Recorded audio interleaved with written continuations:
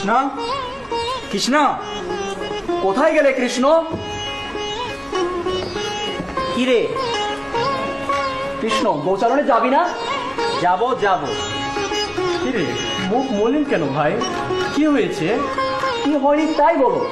কি রে, পেট একেবারে চোচো করছে। কেন? মা বুঝি খেতে দেয়নি? দিয়েছে তো, তবে এটুকু কি পেট ভরে দাদা?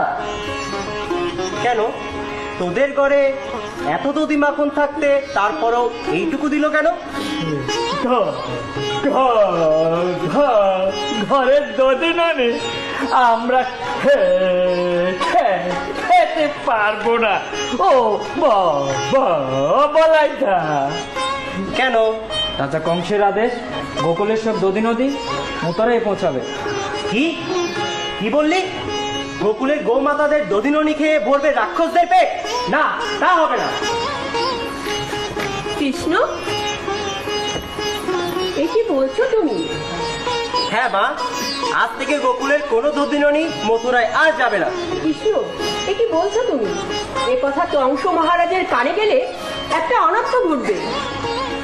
মা, আর ভেবো না, তোমার আশীর্বাদে কোনো অকল্যাণই আমাদের স্পর্শ করতে পারবে না। ঠিক বলেছ। যশোমতী মাকে, যশোমতী মাকে, যশোমতী মাকে জয়। থাক থাক, অনেক হয়েছে। এবার তোমরা বসো, আমি তোমাদের জন্য দধি মাখন নিয়ে আসি। খুব ভালো হবে। যশোমতী মাকে জয়, যশোমতী মাকে জয়।